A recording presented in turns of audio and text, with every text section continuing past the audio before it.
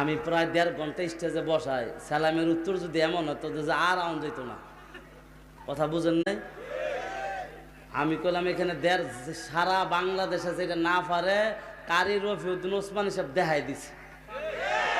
আমার মতন বেড়ারে 1.5 ঘন্টা স্টেজে বয়েছে, বেড়া বা জবর লোক।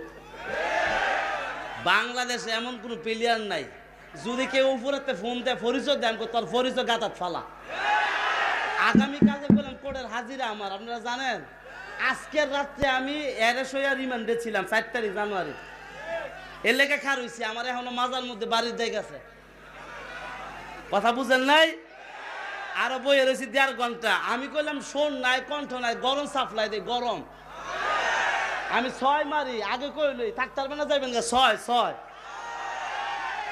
কথা বুঝেন নাই? শোনেন আর হুইনা লন ওয়াজের সূচি আছে আমার, কইলাম ওয়াজের লাইনে